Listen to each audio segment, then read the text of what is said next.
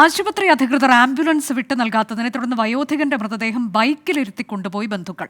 കർണാടകയിലെ തുംകൂർ വൈഎൻ ഹോസ്കോട്ട് സാമൂഹികാരോഗ്യ കേന്ദ്രത്തിലായിരുന്നു സംഭവം. അരുൺ പൂപ്പറമ്പ വിവരങ്ങളുമായി. അരുൺ, ഇത് എന്തുകൊണ്ടാണ് ആംബുലൻസ് ആശുപത്രി അധികൃതർ വിട്ടു നൽകാതിരുന്നത്? അവരുടെ വിശദീകരണം എന്താണ്? അനുജ, കർണാടകയിലെ തുംകൂർ വൈഎൻ ഹോസ്കോട്ടിലാണ് ഈ ദൗർഭാഗ്യകരമായിട്ടുള്ള സംഭവം ഉണ്ടായത്.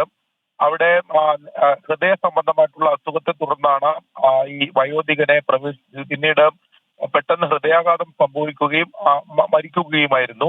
അതിനുശേഷം മൃതദേഹം വീട്ടിലേക്ക് കൊണ്ടുപോകുന്നതിന് വേണ്ടി ബന്ധുക്കൾ ആശുപത്രി അധികൃതരോട് ആംബുലൻസ് ആവശ്യപ്പെട്ടു. ആ ഘട്ടത്തിൽ അവിടെ ആംബുലൻസ് ഉണ്ടായിരുന്നു എന്നതാണ് ഈ വയോധികന്റെ ബന്ധുക്കൾ പറയുന്നത്. പക്ഷേ ആശുപത്രി അധികൃതർ ആംബുലൻസ് വിട്ടു നൽകാൻ തയ്യാറായില്ല എന്നതാണ് ഈ ബന്ധുക്കളുടെ പരാതി.